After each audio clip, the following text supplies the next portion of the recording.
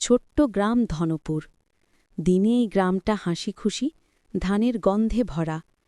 কিন্তু রাত হলেই বদলে যায়। দূরের বাঁশঝাড়ে বাতাস লাগলে অদ্ভুত শোঁ শোঁ শব্দ ওঠে, আর গ্রামের মানুষরা দরজা জানালা বন্ধ করে বসে থাকে। গ্রামের সবার মুখে একটা নাম, বটতলার ছায়া। গ্রামের বাইরে পুরনো শ্মশানের পাশে একটি বিশাল বটগাছ দাঁড়িয়ে আছে।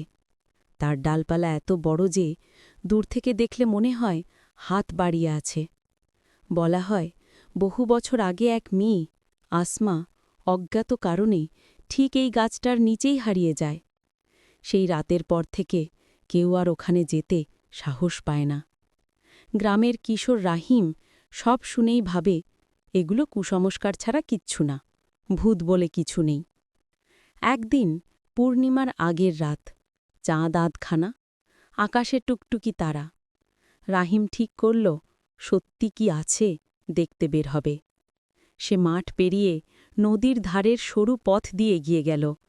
নিঃশব্দ, দূরে কেবল শিয়ালের ডাক। আর যখন বট গাছটা চোখে পড়ল, রাহিমের বুক ধরফর শুরু করল। গাছটার নিচে মৃদু আলো ঝলমল করছিল। কোনো প্রদীপ নয়, কোনো আগুনও নয়, আলো যেন মাটির ভেতর থেকেই উঠে আসছে। গাছের ডালে লম্বা সাদা কিছু ঝুলছিল। হাওয়া নেই, কিন্তু সেটা ধীরে ধীরে দুলছে। রাহিম শ্বাস আটকে দাঁড়িয়ে থাকতেই হঠাৎ চট করে ডালটা কেঁপে উঠল। তারপরই একটা নারীর গলা, খালি, ফাঁপা শব্দে বলল, কেন এলে? সাদা কাপড়টা মাটিতে নামল। ধীরে ধীরে মানুষের আকৃতি নিল। মুখ দেখা যায় না, চুল মুখ ঢেকে দেখেছে, শুধু দুটো চোখের জায়গা ফাঁকা অন্ধকার। রাহিম কঠিন কাঁপা গলায় জিজ্ঞেস করল, তুমি কে? ভৌতিক ছায়াটা বলল, আমি আসমা, আমাকে ভুলে গেছে সবাই। আমার গল্প কেউ শোনে না, তাই আমি অপেক্ষা করি। তার গলা যেন মাটির নিচ থেকে আসছে। রাহিম ভয়ে কাঁপতে কাঁপতে জিজ্ঞেস করল, তোমার কি হয়েছিল? ছায়াটা ধীরে ধীরে গাছ ঘুরে আলোয় এসে দাঁড়াল। তার শরীর যেন কুয়াশায় তৈরি। আসমা বলল, আমি এই গ্রামেই থাকতাম, এক ঝড়ের রাতে বাড়ি ফিরছিলাম। কেউ আমাকে ডাকল। তারপর কিছু মনে নেই, শুধু চোখ খুলে দেখি আমি আর মানুষ নই। আমি মাটিতে পড়ে আছি, আর আমার আর্তচিৎকার কেউ শুনছে না। চারিদিকে হাওয়া গর্জে উঠল। বটগাছের সব ডাল একসাথে দুলতে লাগল। রাহিম ভয়ে কাঁপলেও বলল, তোমাকে কেউ ভুলে যাবে না, আমি তোমার কথা সবাইকে বলবো। আসমার ছায়াটা একটু থামল, তার অন্ধকার চোখ দুটো যেন নরম হল।